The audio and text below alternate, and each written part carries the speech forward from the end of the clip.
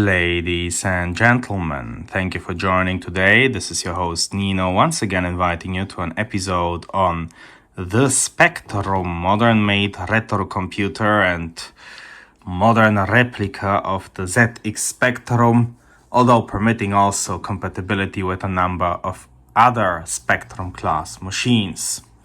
Now, in today's episode, I would like to continue a little bit the topic on Evo Tsvetanka 4, which is a programming environment that I have created for low resource machines, going down to microcontrollers such as the Tiny 85, which is featuring just 512 bytes of memory, and which in this particular iteration here would even allow input and output purely in a numeric fashion. In other words, even if all you would be having as a display would be 7-segment displays, you still could get Evo to run. In fact, even with a one-line 7-segment display, if ported properly and slightly adjusted, Evo can operate and can, in the case of the Spectrum, operate on huge numbers. So, as I previously outlined, there is here a Harvard architecture implemented, whereby instruction space and data space are completely different. So instruction at address 3 is something completely different than a datum at address 3. And the data are numbers of huge character. You can operate on American quadrillions and European billiards. The leftmost character is just reserved for the sign bit, but this is the integer part and this is the fractional part. And the nice thing is that this is not a floating point number, this is implemented as a fixed point number. So working here with numbers in Evo allows you computation which would not be possible if we would be using floats. One easy example, as today I want to show you a couple of perhaps more advanced concepts, would be to add 1 to a very large number and subtract this very large number from 1 and then still get 1. Now, if you try to do that in BASIC over floating point numbers, that will not work because the 1 will be lost in precision. But if you try it here, it will. So to this end, let us execute a couple of immediate operations, and then let us also look at a couple of other more advanced concepts which I am describing in a manual that I have just created, so that one gets a little bit more comfortable with Evo should one wish to explore this computational environment further. Numbers are entered and general setup is undertaken over 4 digit commands, which you are invited to input in this mode, which we're seeing now, which is Evo's interactive mode. The command to enter a number is 4444. Then you say enter, then you say the address where you would like to enter it, anywhere between 1 and 219 in this port. So let's say we enter it at position 1. And now we can enter the number, whereby we really have to create something that long, but we will be asked to do so in portions of 4 digits each. Now, for instance, if I wanted to enter the smallest negative number, that I would do saying 1000, because the leftmost digit means the minus sign, enter. Then come a lot of zeros, because, there's nothing there. Okay, so now we're having 0. This the integer part has been by now asked, and we will be now twice more asked for the decimal part. And then I'm again going to enter 0, and finally I'm going to enter 1. And you see that here is the smallest amount-wise negative number, right? So it's like 0.0000000001, and it's negative, okay? And now let us enter the largest positive number, which would be, let's say we enter it at address 2,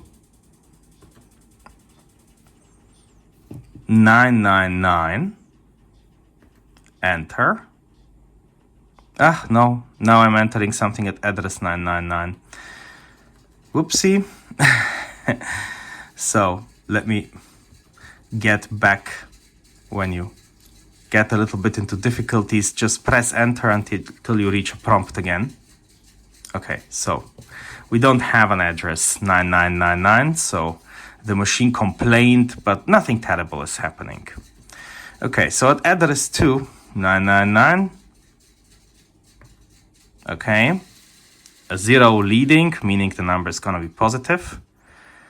9999, 9999, 9999, 9999, 9999.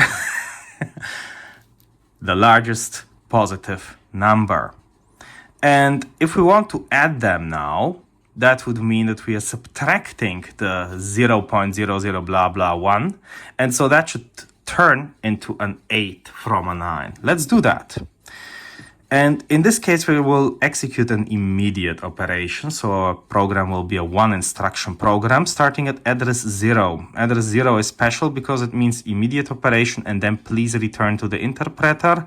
If it is any other higher than 0 address, then it is taking it as a program address and is just accepting program instructions without executing them before being triggered to do so.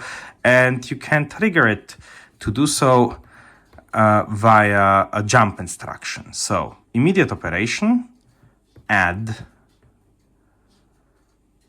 position 1 in the data space to position 2 in the data space and give the result into position 3 of the data space. Enter, taken and executed. Now, if we have a look at our data space, which is happening through the interactive command 2222, and we say at address 1, then it is going to output, the first datum, but also the couple following ones, because one normally wants to see several data at once. Though I might also mention, if you port Evo to a 1-line 8-segment display, then you really just show one number. But in this case, we get to see several. And so we get to see our first miniature negative number, our huge positive number. And we also get to see here the result, which ends in an 8. So you can see that indeed it grasped the concept. Now, with some other operations, these most insignificant digits can be affected, but certainly addition and subtraction is completely precise, and you see this is working. Now that we are having separate instruction and data spaces, it might still be opportune to be able to mix them a little bit, right? And there is an instruction which would allow that. I am calling that sadr, which means set address as a positive value between 0 and 9999.9999. So not a huge number, but for small immediate constants which you might need during program execution, that still might be useful. And it looks like this. If I now, for instance, say immediate execution, sadr is number 5, you will find all of these listed in the manual. And then I say, for instance, 1, 2, 3, 4. That normally would be a datum address, and it is going beyond 219, so that would not be valid for execution. And then say 5, 6, 7, 8. Again, same problem as before. And I would like to save that at address position 4. Then it's taking it, executing it. And if we now look into address position 4 with the immediate command 2222 and at address 4, then we're seeing here a decimal number with an integer part of 1234, so that's the first 4-digit number, and then 5678 as the second 4-digit number. So you can do such things should you need a little constant. Quite useful if you somewhere need a 1 or a 2 or something like that. Now we have input a couple of things now into the data space, and if we would like to clear it, we can input 6666 just like that. Executes, doesn't ask us. For this simply clears the data space. And if I say now 2222 at 1, then we discover it didn't do anything. And that's a bug, and I'll need to fix it, hopefully before publishing that to my channel, because this is, goodness gracious, embarrassing. All right, I believe I have fixed the bug. Let's try it now. So I have input a few, test data. So 6666, enter, should have cleared everything. 2222, address 1, and now it has been cleared. In case you're curious what was up, I was deleting an array space which was not present in the spectrum, so yeah, that did not work. But now this bug has been fixed. I must say it's great that I have the opportunity to share with you, because that of course improves the system itself.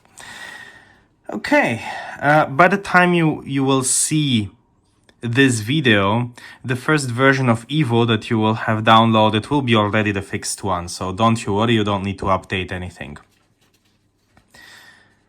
Now that I have demonstrated you that, let me demonstrate to you also another advanced concept, and these are the indirect instructions. I had here devised a rather nice example. So you saw that if we say something like immediate instruction 5 for Sadr, like set address as value, and then say 1, 2, 3, 4, and then 5, 6, 7, 8, and then let's say putting that into instruction 4, then instruction 4 will now contain these addresses that have been mentioned here as a composed value, composed of the as an integer part of the first one and as a fractional part of the second one, 2 4-digit numbers composing an 8 4-digit number. All right. Now let's do the same, but on position 1. So on this top row, the top row should look like this bottom row, but this time via indirect addressing. And that will work this way. Let's first set up our data, which would be, in this case, on data position 2. Let us input 1, 2, 3, 4. So that's going to be a couple of guiding zeros.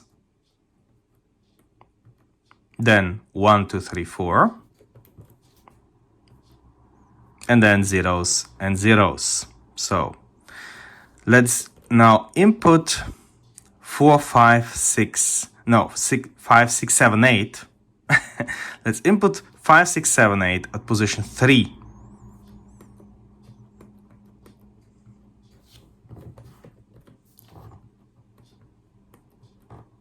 And if we now look at memory, at data memory, it looks like this. So we have now two such numbers. The only final thing we will input is a 1 at position 1. So 1 in Evo looks like that. It's like 0, 0, 0, 0, 1, 0, 0, 0, 0. Okay, and now the indirect instruction operates like this. You give it 3 addresses. In our case, the addresses for number 2, number 3, and number 1, like as in the datum places. And it is just going to set them up as the 3 next address spaces for the following instruction. And let me demonstrate that, because that was certainly too abstract. The instruction is called YADR, indirect addressing, and this instruction number 2. So I'm going to input it as an immediate operation, which means position 0, YADR number 2, 2, 3, and 1. And that's all you see. It has now taken the number at position 2 and said that the next executable operation will operate with whatever value is found at number 2.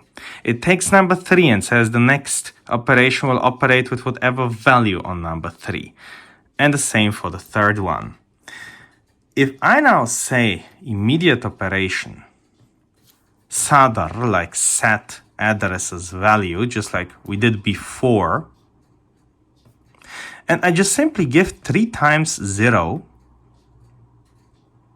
the data position 0, certainly not valid for that what we're planning to do, then these zeros are ignored and they are substituted for the values found there. We were setting there 1, 2, 3, 4 in the second datum. We are setting 5, 6, 7, 8 in the third, and 1 into the first. If we now look at the data space with 2, 2, 2, 2 with 1, then you see we managed to get the top row to look like the bottom row. So by uniting these two through this instruction after we set it up indirectly. Cute, right? Now, as a final element, I would like to demonstrate to you a bit of a longer program, which is simply going to add the numbers from 10 till 20 in steps of 0.5. To this end, let's input now a real program from 1 till 10. And that will look like this. First instruction, SADR, like set address as value. We need our step of 0.5, which we shall simply put in like this, 0, and then 0.5, we need to input 5,000, right? Because these are the 4 numbers after the decimal place. Into datum position 1. Then let's set our lower limit, 10, from 10 to 20. So on datum position, on instruction position 2, again, let's use a SADR instruction, but this time we're inputting 10.0, so 10 and nothing in that datum position 2. In datum position 3, we would like to put the upper limit, so third instruction, again SADR 20, there's no fractional part, in datum position 3. Should I make a mistake, it would be not a biggie. I would just need to enter zeros or something to finish entry in a most harmless fashion, and then I can re-enter simply the same place again. I do not even have to enter these consecutively. I'm just doing it for the comfort of the viewers. Then let us set datum position 4 certainly to 0 for the initial result.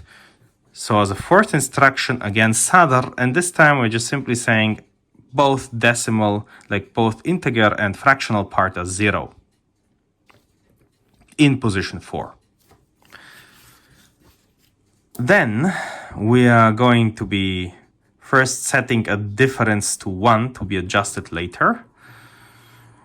What did I think of this? But we can again do that with SADR in a fifth instruction. Okay. Then terminate execution if the lower limit, which we're going to be increasing, becomes greater than the higher limit. So if by increasing our number for the next step of the addition, we have reached and gone beyond our 20. Okay, so then if that has happened as a sixth instruction, then please, we want to have a jump, which is the first instruction, and it's a conditional jump. We are looking at this address 5 here at its value. We will be jumping to instruction position 219, which is the last instruction in the instruction space, and once it is reached, the next increase will terminate the program itself. Evo terminates if it has reached the end of instruction space, and you can just directly jump there. So this is the conditional jump. The 2 in the end is specifying which condition we want to have. So 1 tells it's a jump. 5 is telling what we are comparing against 0, whether it is bigger than 0, or smaller than 0, or equal to 0, or not equal to 0, and so on and so forth. 219 is just the jump target, and 2 tells which jump sub-instruction we really want to have, what type of condition it shall really be, which we are checking this datum position 5 against. Then the result is being set in a 7th instruction to the result plus the lower limit. You know, starting from the lower limit, we are increasing the result iteratively. So 9 is a sum, and we are summing up for the datum at position 4 with the datum at position 2 back into the datum at position 4. So yes, the 3 data addresses do not have to be different. We are raising then the datum at the lower limit by a step. So again, it's a sum. So this is instruction number 9, 2, 1, 2. Then we are finding the difference between the higher and the lower limit in order to be able to make our jump comparison. Has the lower limit been too big now? Has it become too big now? We can only determine that once we figure out what is the difference. And 10 is minus. So 3 minus 2 into 5. And unconditionally jump to the loop check. Final 10th instruction. 10, 1, 0, 6, 6. Oh my goodness, Nino, did we enter everything correctly? Yeah, well, we may have a look at it. By saying 1, 1, 1, 1, you are exploring instruction space, just like 2, 2, 2, 2 is exploring data space. So doing that, we see this.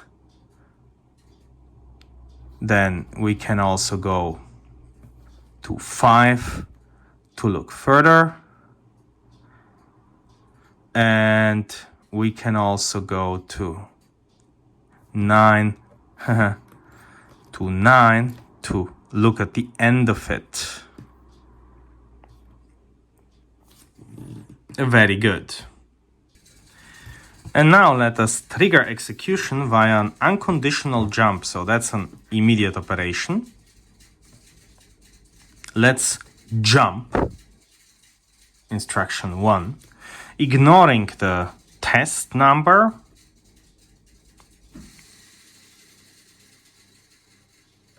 To position 1, so the first datum, the first instruction which we want to execute. It doesn't need to be 1. It could be 100. It could be 15. It could be anything you wish. Normally, it's even a good idea to not start from 1, because that way, if you mess up something, you can still implement a little jump in the beginning of your program to somewhere else in order to fix whatever setup you may have forgotten. And then 6 makes it unconditional. And this now is the execution trace which is happening by default. And the weird thing about the spectrum is that we're now stuck, right? But we need to press enter. Apparently, after each screen fill, the spectrum requires us to press enter so that we have really seen it. I must say I saw no necessity to counter this. It is just an interesting circumstance I wanted to mention because I find it useful as it allows you to explore the trace. Otherwise, you can just keep your finger on enter until you're done. And here we are done. You see the last jump to 219. And that's it. The execution has terminated. And we again invited by the prompt to do something. And what we should do is to look at the result on the position 4. And that should be 315.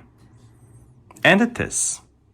So here you have a demonstration of the execution of a larger program in Evo. And yeah, if I explore memory just a little bit further, yeah, then that's a bit what it looks like.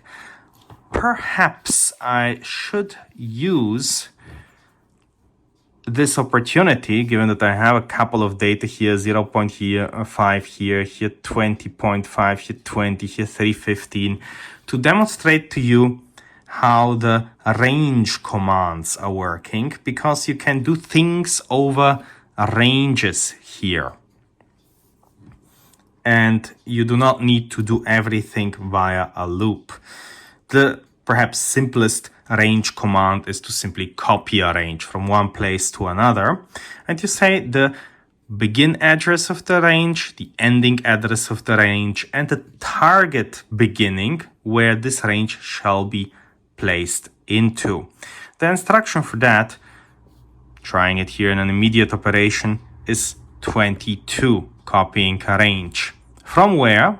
From 1. Let's take the 0.5. To where? To 4. So the range of 1 to 4, limits are inclusive. And what shall be the beginning of the target range? Datum 5. Done. Lovely. Do we have anything there? Let's look at datum 4, the 315, and then we should see again a repetition of 0.5, 20.5, 20, and 315.